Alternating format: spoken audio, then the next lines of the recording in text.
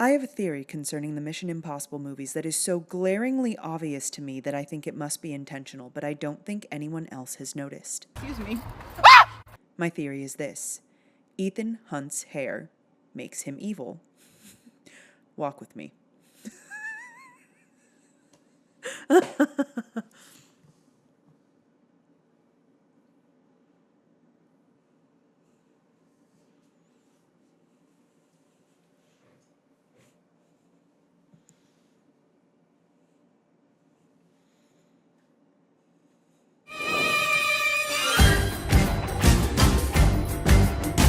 Hi, my name is Summer. Welcome back to my channel, and today we're going to be talking about the Mission Impossible movies.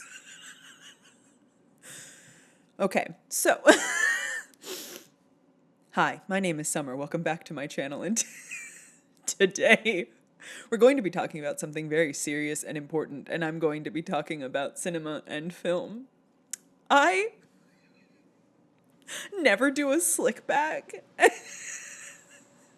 I feel like an egg. Walk with me. Lock in. Me and my coronet of sunshine. This is a dress. It's a secret. Nobody was supposed to know. So the Mission Impossible movie, I'm about to just say so many words, all right? It makes sense to me. And I hope anybody else, get on my level, is what I'm saying. Just buckle in and ride along with me. Otherwise... So the Mission Impossible movies follow a pretty standard formula once you've watched a few. They usually start in medias res, a term which here means in the middle of the action, either opening on Ethan Hunt, the most talented and skilled member of the Impossible Mission Force to ever do it, or a character that will factor later in the movie, like a scientist or a criminal of some sort who's being devious and wicked. And then at some point we get the title sequence, which is a spark lighting a fuse, the fuse burning down to an explosion. The explosion is the Mission Impossible title screen, while the dun dun dun dun dun dun dun dun Mission Impossible theme plays. A new mission is then proposed, usually on like a tape or a record, or any number of interesting items that you wouldn't expect to have a bunch of a disposable camera once. And the mission is, of course, should we choose to accept it, impossible. And if we get caught, the secretary will disavow any knowledge of our actions. Then whatever item the mission was delivered on will self-destruct, and a new team is introduced, specifically tailored to that movie's mission, with pretty much only Ethan Hunt and Luther, his brother, and an expert hacker as the recurring members. I thought I was filming for like 15 minutes and I didn't film any of it. And because I thought I was filming for 15 minutes and then had to circle back and refilm what never was actually captured, I missed this part of the script. Let me read it to you. It says, "The impossible mission is planned, the impossible mission is executed, and will almost certainly involve a hyper-realistic mask, breaking into a very tall building from above, helicopters, fast cars, explosions, fistfights, an action sequence scored by the dun dun dun dun dun dun dun dun Mission Impossible theme, and Tom Cruise running as fast as he possibly can. The impossible mission will be completed successfully, and the battered team will happily go off in their separate directions. Until next time, for Ethan Hunt and Luther." A lot of people just never circle back again until we get sort of later in the series and in later movies when we get a few more recurring characters. The dun dun dun dun dun dun dun dun Mission Impossible theme plays us out. Credits, the end, we all pick up our popcorn and trash and throw it away, which is great and very kind to the ushers because you never know who might be on their very first day at their new movie theater job, really excited, and then they go and they're sweeping up popcorn and they find a Pepsi can, which is weird because we don't serve Pepsi cans at the movie theater, just fountain soda, but then what's that coming out of the top of the Pepsi can? Oh, it's frothing pink human vomit, just full to the brim, bubbling over on this Pepsi can. Someone had the wherewithal and the dexterity to puke in a Pepsi can and not spill on the sides, but left it in the theater. And I just think that's wrong. I think you shouldn't do that to a human who just wants a little money to pay the rent. So after the movie, we all pick up our popcorn and we throw it in the trash ourselves. That actually happened to me. It was my first day. It was very gross. It was disgusting. It was real and it happened to me.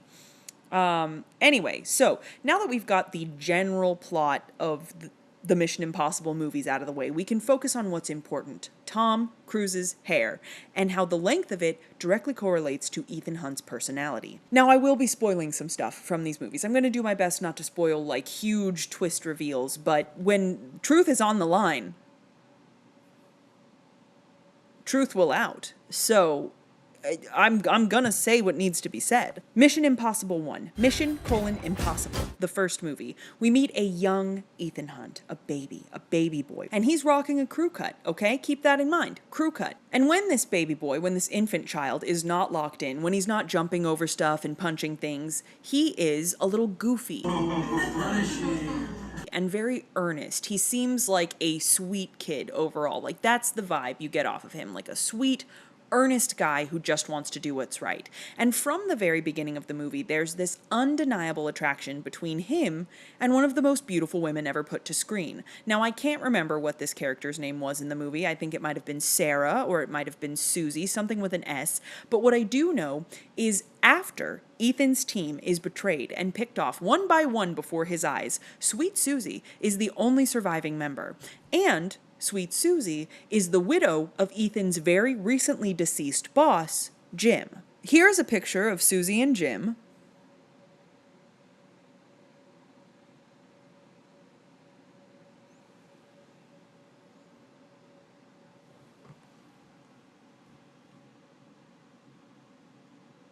Susie and Jim are married. The two of them are married to each other, and they are bound together in holy matrimony. Anyway, Ethan is accused of being a mole and a spy, and in order to clear his name and avenge his friends, he must assemble a team, and this team is where we first meet Luther. Then, he and his team must follow in the footsteps of the true mole and spy and steal the Knox list, which is a list of every American secret agent's real name and their aliases. And then, they have to both capture the true mole and retrieve the Knox list before Max can sell it to a bunch of other criminals. That's the overarching plot. That's what's happening in Mission Impossible 1. So, in this movie, Ethan Hunt's hair is short and his heart is pure. He clearly has feelings for his boss's recently widowed wife, and let's all just agree that that's iffy. Don't have feelings for your boss's wife. Don't have feelings for anybody's wife but your own. Only have feelings for your wife. That's what the takeaway should be. In any situation, only have feelings for your wife. All right, now that that's stated, these feelings that Ethan has are clearly shown through tender, lingering glances and his desire to keep her safe. And the thing we can admire about Ethan is, even though he does have feelings for his boss's recently widowed wife, he does not act on these feelings out of respect and a sense of what is right. And the movie even goes so far as to have him raise his hand to his face and stare after Susie in stunned wonder when she deigns to kiss him on the cheek. It's very sweet.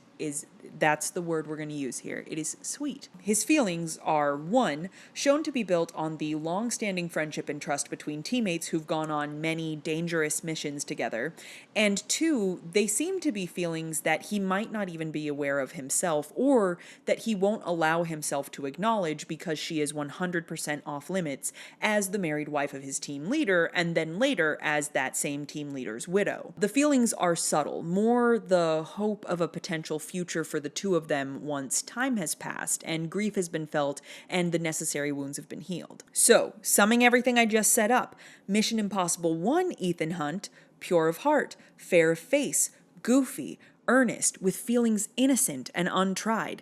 He's a man who respects boundaries, and he seems like a one-woman type of guy with romantic feelings towards a lady that he has a pre-established relationship with, someone he knows well and has admired for a long time.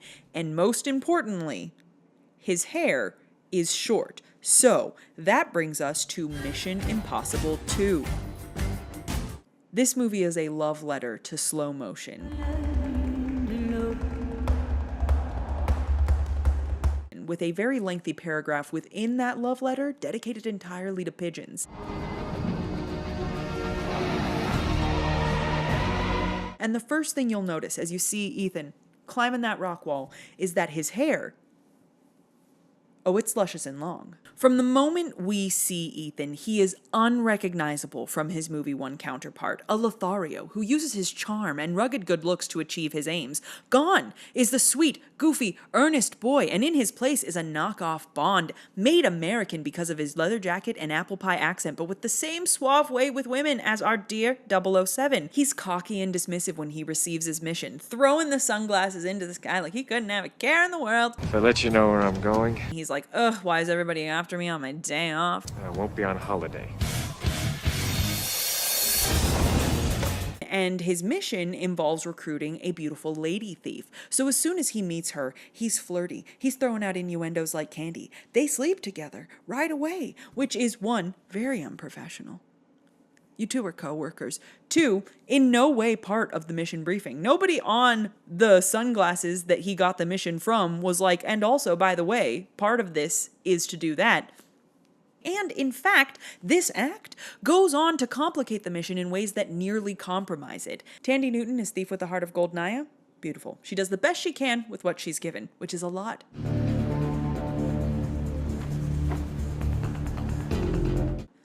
Of slow motion.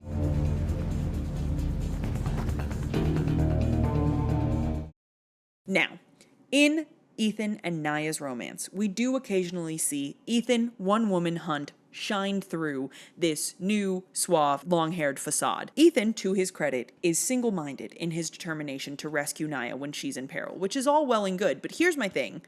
They just met. And let's all try and rescue people we just met. Let's, if we see somebody in peril, not let them perish simply because we don't know them. But it's the way he rescues her and the way he's trying to save her that I have issue with. I really don't like having my hair slicked back. It's not a good look for me.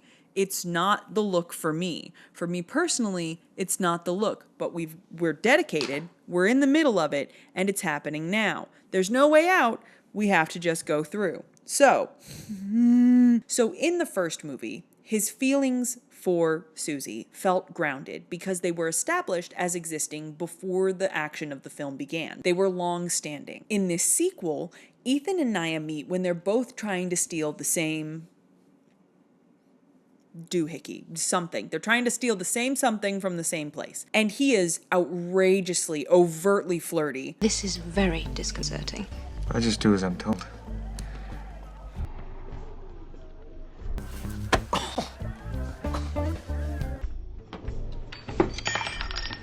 And seduces her pretty much immediately, despite knowing that he's recruiting her for a mission. And then, champ, when the mission turns out to be different than he expected, he finds himself in a world of trouble because he's not just recruiting Naya as a thief that he's gonna, work with to go steal something. No, he's recruiting Naya so he can send the woman he just had amorous relations with into a honeypot situation where she has to go seduce and gather intel from her dangerous, unhinged, obsessive ex-boyfriend.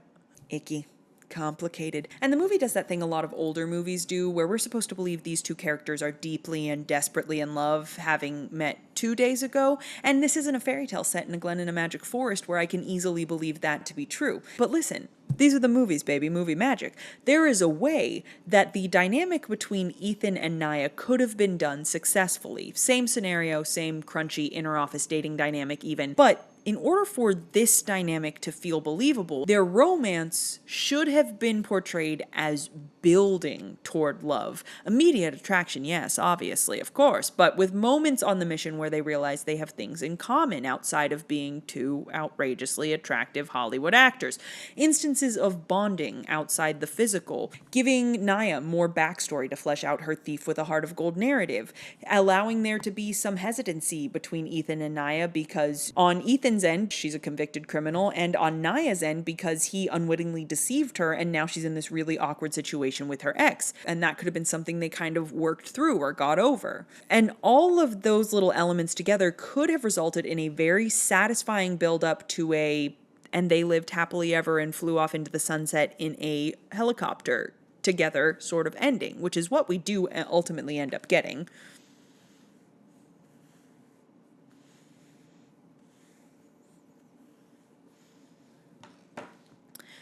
But no, That is not what we get.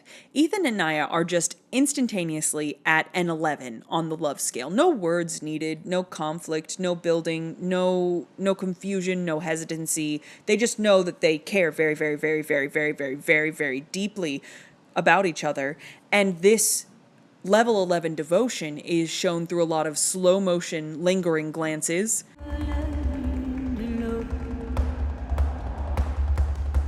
stolen kisses, and horribly heartfelt promises conveyed in dramatic voiceover during a montage. Naya, I'm not gonna lose you. I'm saying a lot of words, but this is what I mean, okay? This is the crime. Like, I think Ethan and Naya actually have really great banter and they've got a lot of fun stuff going on, but then in the moments where it's like, but it's not funny, is it? It's serious. It starts doing stuff like this, and no, that... Like, all that does is remind me that they've known each other for 2 days. What is this? Naya. Naya, Naya, Naya, Naya, Naya, Naya, Naya, Naya, Naya, Naya, Naya. I won't lose you. He only says Naya 2 times, but it felt like he said it close to 40. It felt like he said Naya maybe 87 times in a row. You've said her name almost more times than hours you've known her. Okay, and it's fine, okay? It's fine. I've seen this exact same scenario played out in every old Bond movie I've seen and in every single one of the 90s Batman movies where there's this revolving door of gorgeous women who become the most important woman in the world to Bond or Batman for the 90 plus minutes we spend with them, only for them to be completely dismissed and never seen again by the following movie. It is what it is. It's fine. It's just... I can see how it could have been better. I think we all can see how it could have been better, and that's why the revolving door of gorgeous women has sort of faded out of popularity in more recent years in favor of recurring female characters and relationships that build over time. But as similar as the Mission Impossible movies are to Bond movies, the main character, Ethan Hunt, needs to be different from Bond. Not so suave and debonair, more down home, like a good agent trying to do what's right. That's the Ethan Hunt we had in Mission Impossible 1. Mission Impossible 2 is just a knockoff Americanized Bond. And in the relationship department specifically, movie 1 Ethan Hunt had such a sweet, simple crush. That was all he had. He had a crush on one of his coworkers throughout the movie, and it was a crush he did not act on. So this Bond 90s Batman behavior seems a little out of character for the Ethan Hunt we knew in movie 1. But then we get to Mission Impossible 3, and a pattern starts to emerge. So they cut his hair, right? We're back to crew cut Ethan, and what happens, he gets married. We see his engagement party. We learn the backstory of their long-standing relationship at the engagement party. He's goofy and sweet with his fiancée. He's actually retired from fieldwork and is training agents instead. He accepts the mission with a gravitas we did not see in the sequel. I won't be on holiday.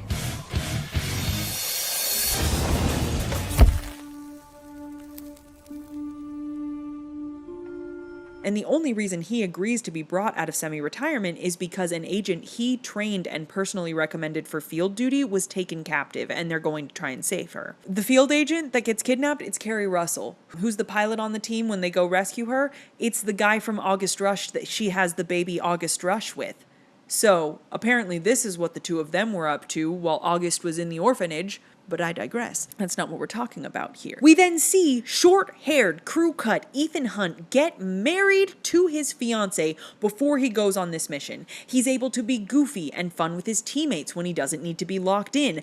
This is the same man from the first movie. I don't know what kind of early life crisis he was having in the sequel, but this is where I would expect movie 1 Ethan Hunt to be about a decade down the line. By the end of the movie, which is, I think 3 is one of my favorites, he rescued his wife from peril, and because she was in peril and he had to rescue her, he was able to tell her the true nature of his job, which means they have no secrets, which means happily ever after, right? And the movie ends with his entire team cheering for the two of them as they happily skip off to go on their honeymoon. All right, great. It's happy fun times, right? Happy fun times in the Mission Impossible movie franchise, except now we're at movie 4, Mission Impossible - Ghost Protocol. The fourth entry into this franchise, and we open on an Ethan Hunt with long hair. Now, I had my suspicions percolating in the back of my mind, but now I was truly starting to see the truth of my hypothesis. It's the hair. It's the hair that makes him evil. Every inch grown drains him of his goodness and leaves behind a cavalier seducer of women. And sure, listen, by the end of Mission Impossible 1's, for a reason I will not spoil, his love could not be. That door was shut, finished, ended. It made sense that he needed a new love interest by the second movie. And so, sure, we have the sequel, a love forming impossibly during a mission that should have also been impossible, but the movie ends with them happy and together, which makes it a little surprising when we find Ethan Hunt engaged to an entirely different woman in the third film, until, we learn that he's semi-retired, leaning more into civilian life, which means he and his daring British thief girlfriend probably realized there were some irreconcilable differences and moved on from each other. But now, he's happily married, right? End of movie 3, middle of movie 3, he's happily married to a woman he loves and to a woman who knows all of his secrets. Secrets which would have been the downfall of their relationship, and now one would assume no longer cause an issue. And yet, movie 4 opens with a long-haired Ethan Hunt getting rescued from a Russian prison by Benji, the first recurring character outside of Luther, who is also a hacker. And Benji throws out what feels like a single throwaway line. I'm sorry. Right, you and Julia, not working out. Okay, all right. Sorry it didn't work out with Julia. Sorry, it didn't work out with Julia. And that's all we get for a little while. Then we meet the rest of his team. An incredibly beautiful woman is part of his team, and she just lost her boyfriend at the beginning of the movie. So now we've got a long-haired Ethan Hunt and a beautiful brunette woman, which we will go on to see is his catnip. And I'm sensing vibes. Unfortunately, the movie starts to play out a little bit more. Several daring action sequences. A very tall building is scaled. That's the one where he climbs up the glass building. And we find out it wasn't just that it didn't work out with Julia. It wasn't just that it didn't work out with her. Julia's dead. You think the heart can be so easily tossed about? Flip-flop, flip-flop. This is so stupid. What am I doing? Please, just let him like one girl. It doesn't have to be a new one every time. That's so cheap. Because a critical part of the fourth movie was for Ethan's lady teammate to seduce a wealthy man away from his party so that she could steal codes from him or something. And Ethan, who's been eyeing her up and down the whole movie, is like, I'm playing a hunch. Don't hit me. And kisses her on the mouth. And then later, when she is getting changed into a more sensible outfit while the two of them are racing in a very expensive car down some very crowded streets, in pursuit of a villain intent on setting off several nukes and destroying the world, he takes the time, hands on the wheel, 10 and 2, to look over at her as she disrobes into only her little cute matching underwear set, looks at her, looks back at the road, glances again, makes sure she can see him glancing, and then kind of smirks as he looks away. Want to know who wouldn't have done that? Short-haired Ethan Hunt who loves his wife. Want to know who wouldn't have done that? Short-haired Ethan Hunt who loves his wife. Now, it's not as bad as movie 2. It's nowhere near as egregious as the behavior Ethan Hunt displayed in movie 2, but then again, his hair is not quite as long.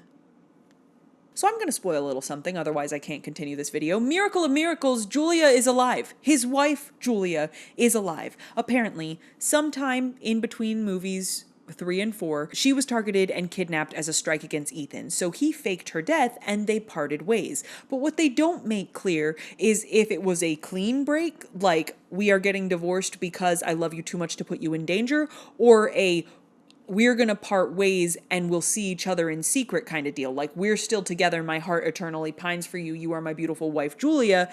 And when I can, we will sneak off to have moments alone together. It's never made clear which one is it. nobody ever says, because at the end of the movie, everybody debriefs, everybody goes their separate ways, and Ethan waits, standing outside a coffee shop until his wife passes by. And he holds on, he stays there staring at her until she turns around and clocks him. They smile sweetly at each other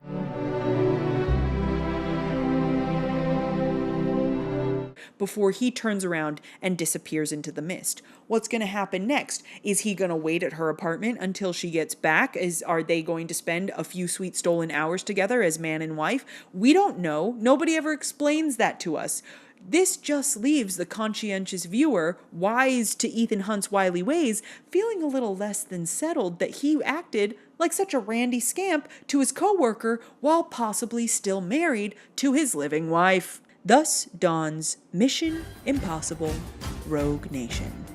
This is when we really start to feel a shift in how these stories are being told. We start getting more and more recurring characters who have larger roles moving forward, and women-wise, this is when the franchise seems to be moving away from the revolving door of gorgeous women and has taken a few brave steps down the hallway of building relationships. It's wonderful to see. But what is the state of Ethan's hair? That's the important question. That's the question we're all asking. Well, Ethan's hair in Rogue Nation is of indeterminate length. It's not quite the crew cut of his pure heart, but it's also not long enough to be classed with Mission Impossible 2 or Mission Impossible Ghost Protocol. So what does this mean? We've been given an Ethan of indeterminate hair length, so too we've been given a romance of indeterminate nature.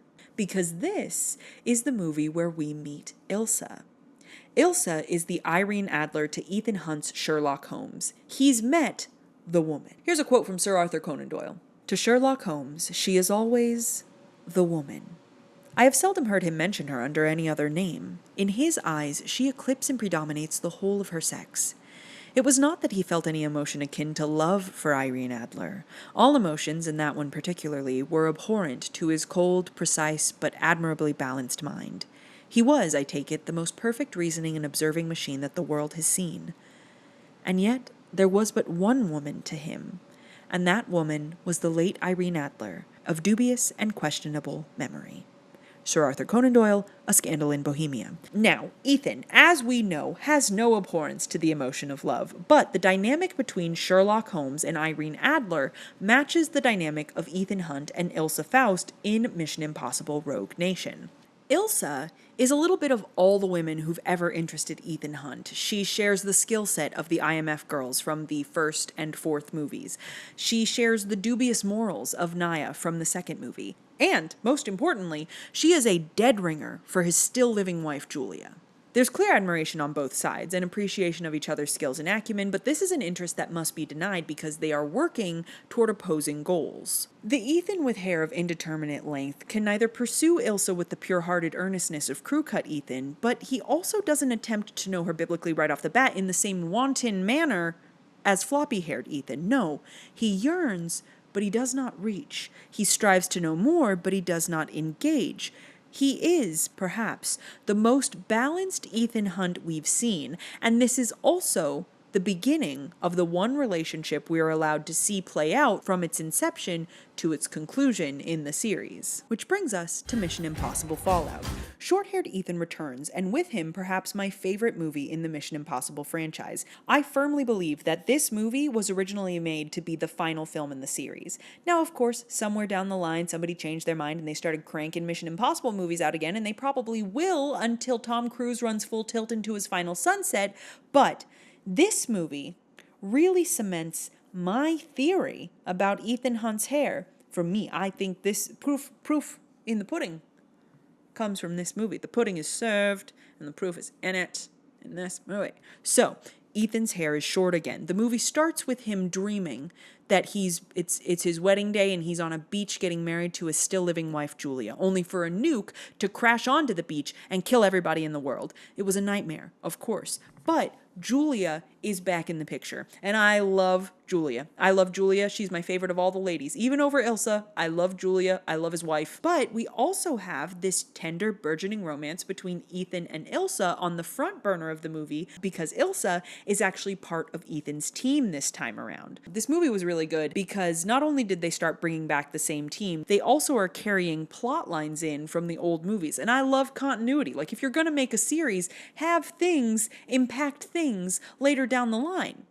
Continuity, my loves. So, for example, the rock climbing from the intro of Mission Impossible 2 plays a big part in the finale. The villain from Rogue Nation, Solomon Lane, who's a sort of Moriarty to Ethan's Holmes, escapes and he goes after Ethan's still living wife Julia. And Ethan's still living wife Julia plays a role in this movie and isn't just a blink and you'll miss her cameo at the end. So I like...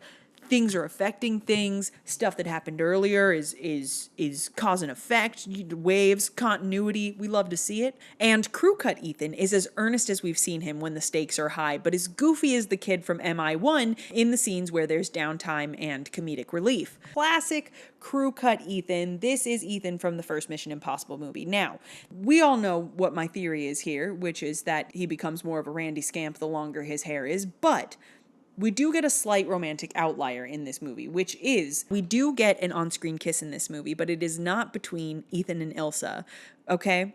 It's between Ethan and Max's daughter. She is a new beautiful woman, and she's also another callback to an earlier part of the franchise, but the thing is, she kisses him. He's trying to be undercover. She just kind of comes at him with her lips, and it's not anything that he tries to instigate because he's crew cut Ethan and he only has eyes for Ilsa. So while that is something that happens, I don't think it's something that we can really hold against Ethan, against crew cut Ethan.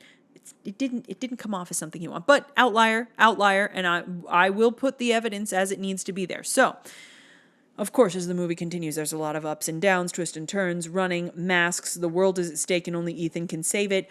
We know the drill. But interpersonally, this is an extremely satisfying entry because we get closure between Ethan and his wife. Julia has remarried. Ethan stops a bomb in the aid camp that she's working in, and the two of them have the opportunity to have a heart-to-heart where it's made clear that they will always love each other for the rest of their lives. Nothing but love between the two of them, but both of them realized that it could never work long term because people were always going to be coming after her as long as she was important to Ethan.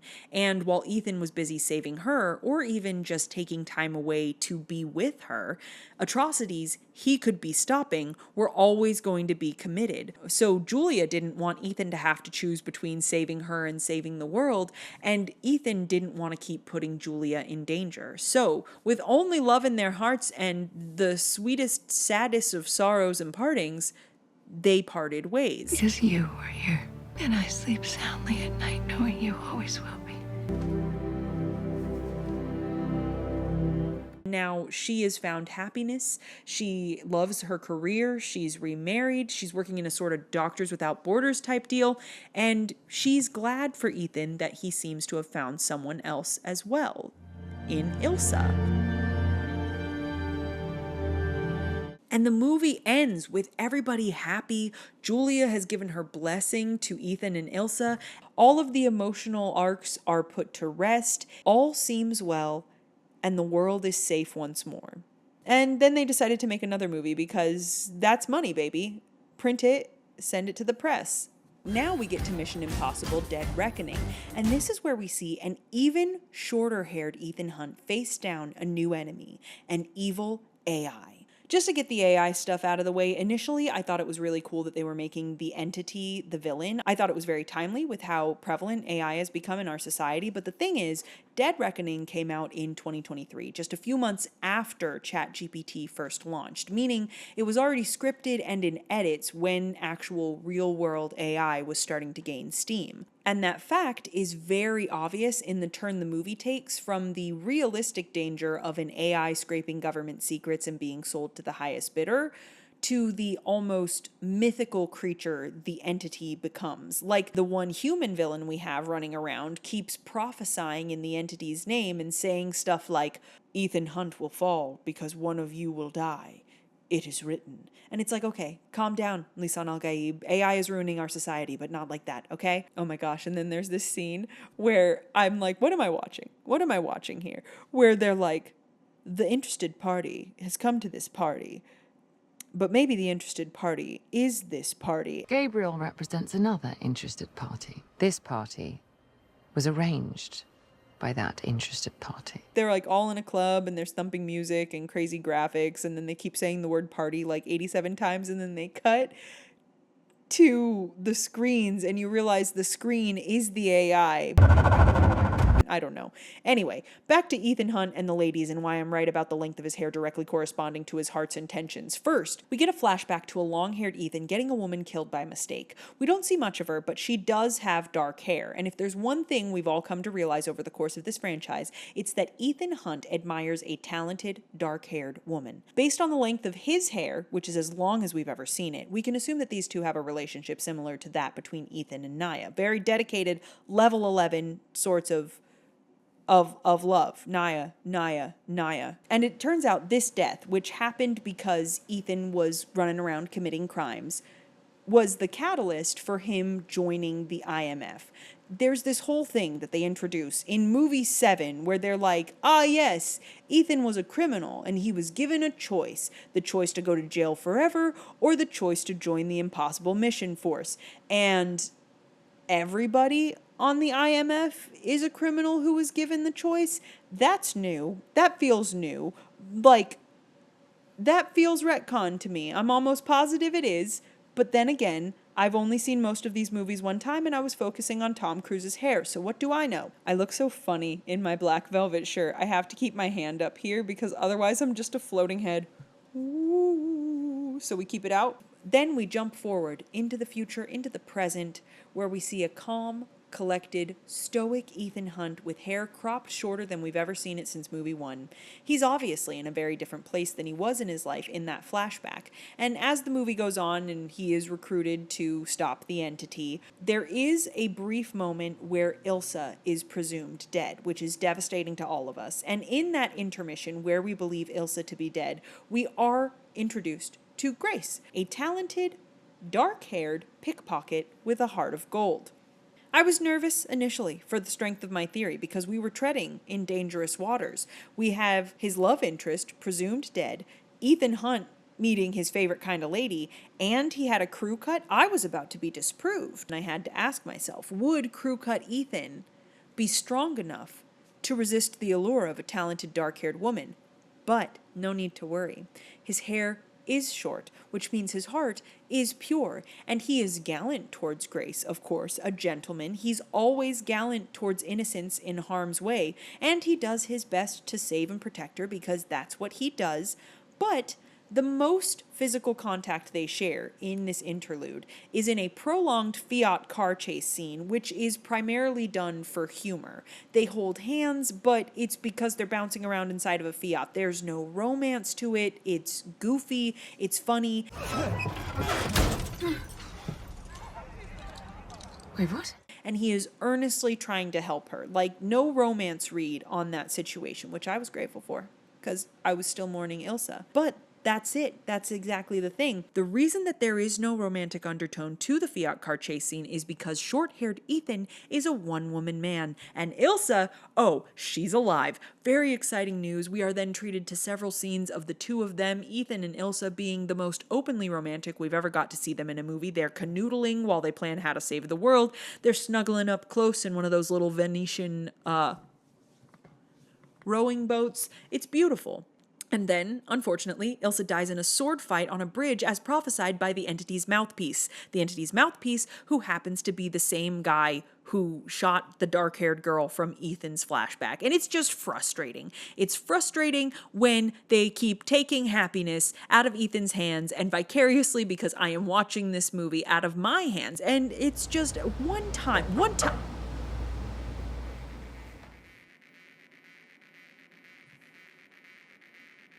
Hold on.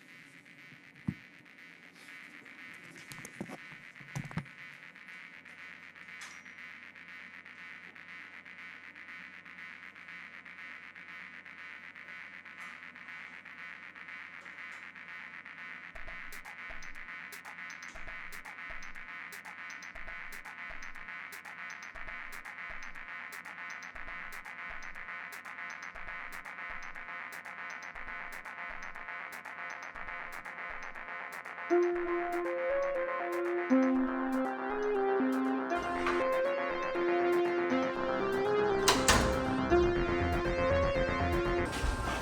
so sorry. No. You can go.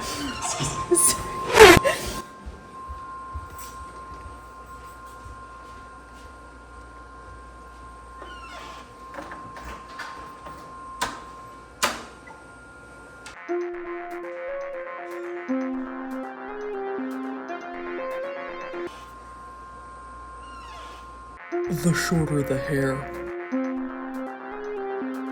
the purer the heart.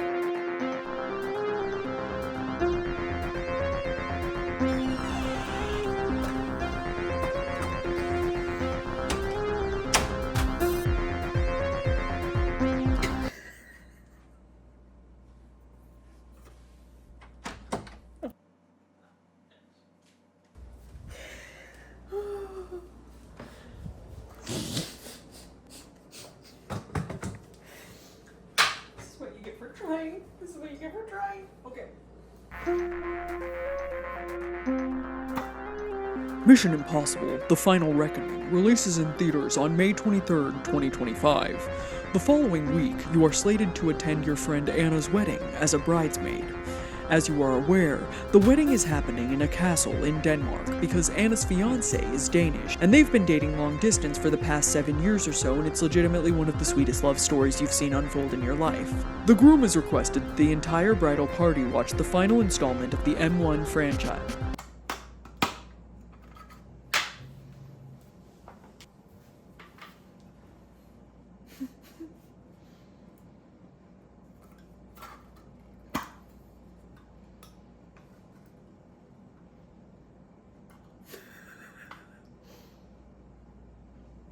The M1 franchise. Ooh, yeah.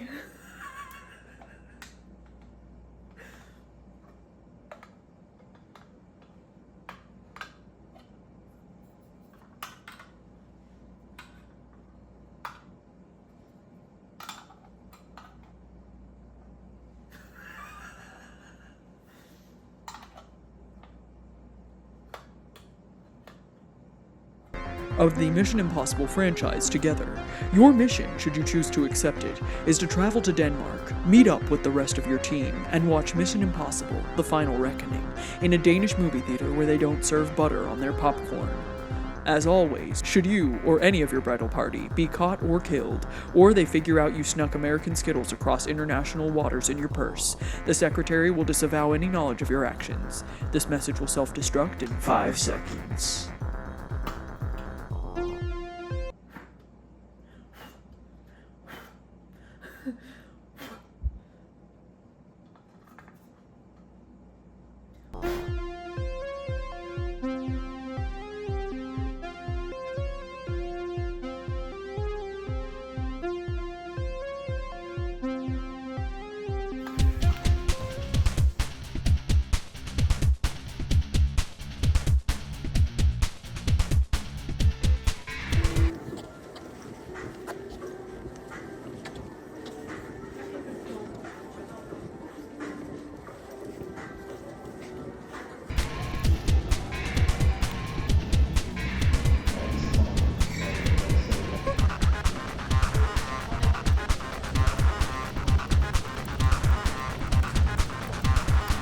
I'm in.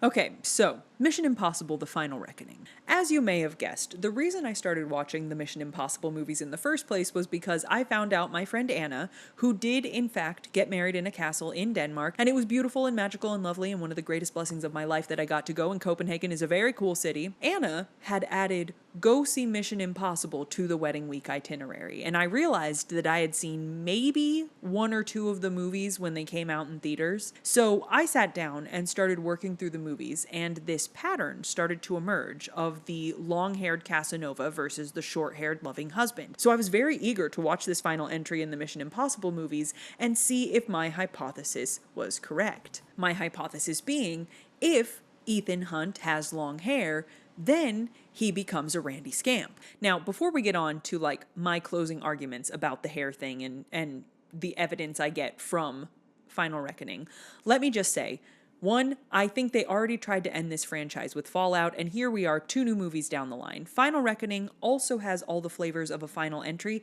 but they left the ending just open enough that I'm guessing we're going to see another Mission Impossible movie coming down the line in the next year or so. Number 2, just to wrap up my ish with the whole AI thing, they lean even further into like the mystical villain aspect in Final Reckoning, even including a point where Ethan gets trapped in a coffin where the entity can speak directly to his mind, and the entity tries to convince Ethan that he's now the chosen one, destined to serve the entity and bring about the end of the world. But of course, Ethan is strong enough not to be swayed by the very persuasive arguments of the entity. But what are these arguments, you may ask? What arguments does the entity have to try and convince our hero, Ethan Hunt, to join the dark side?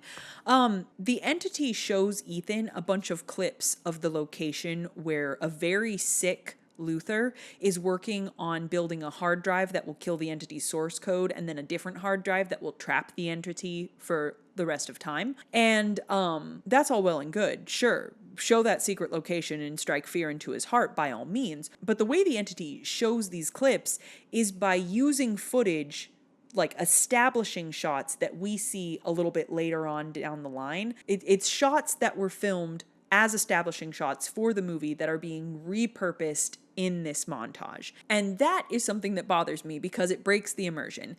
The entity is supposed to have access to the whole of the internet, and as we have all unfortunately become aware with the rise of popularity in AI in our everyday lives, AI scrapes the internet for information. So based on the way AI works, the clips we should have gotten in that montage should have been CCTV footage, showing that the entity can seamlessly slip into even the most guarded corners of the web and is watching everyone from every angle. I think that would have been really chilling. But like I said, they just use footage from later on in the movie that they had on hand.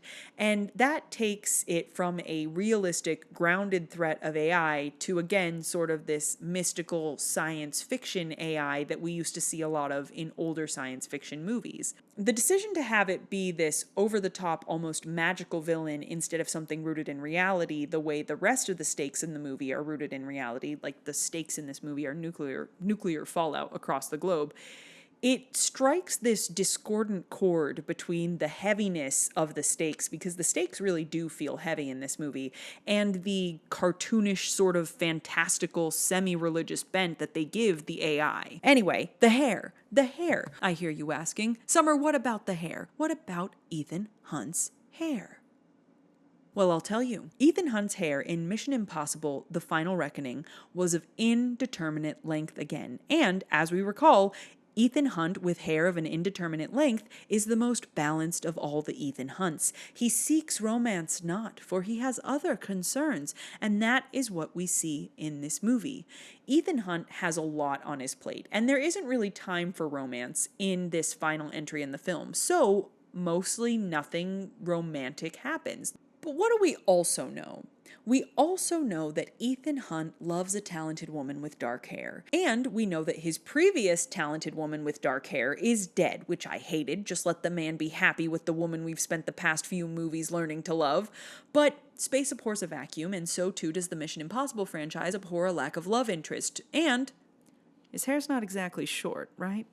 So, Instead of ending the series with an Ethan Hunt that saves the world by spinning around on a biplane and using the G-forces to mightily punch the villain and then skips happily off into the sunset with Ilsa, the woman, like I said, we just spent 3 movies learning to love, and who has the blessing of his civilian ex-wife Julia, instead, we get an Ethan Hunt who goes on to do all that plane stuff that I just mentioned. But before that can happen, he spends like 8 years in a submarine at the bottom of the Baltic Sea, and then he gets pulled out of the water and resuscitated by our latest brunette stand-in, Grace, who we barely know and who has pretty much zero chemistry with Tom Cruise. And the resuscitation scene starts with her coming in like a mermaid and kissing him, only for the kissing to turn into mouth to mouth. And then the camera in the CPR scene while she's like pumping his chest is just right here.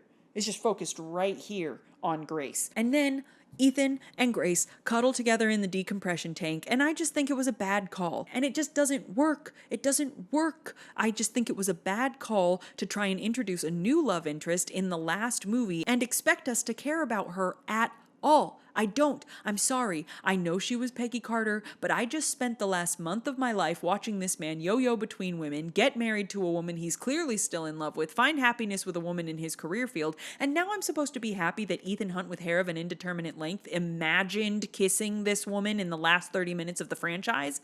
Boo. And in addition to that boo, hiss. But what have we learned? Closing arguments, final statements, what have we learned? We've learned that I'm right. And if you watch these movies with the lenses of truth now in your eyes, you'll agree with me. Short-haired Ethan Hunt is goofy, earnest, has eyes only for the woman he's had a long-standing relationship with, and his heart is pure. Long-haired Ethan Hunt has the roving eyes and hands of a lothario and seducer of women.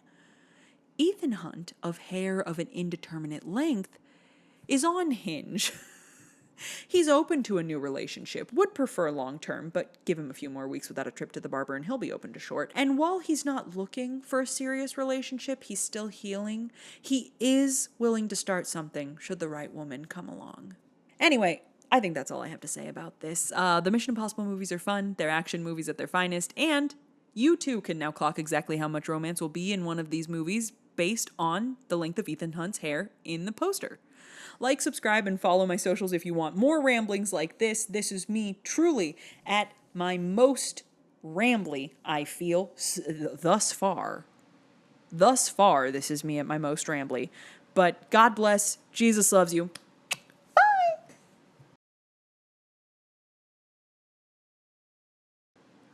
But what, I hear you asking, would a single Ethan Hunt look like? An Ethan Hunt not open to love? An Ethan Hunt who would pine only for the woman he'd lost? Oh, that man would be shiny bald. Like Pitbull.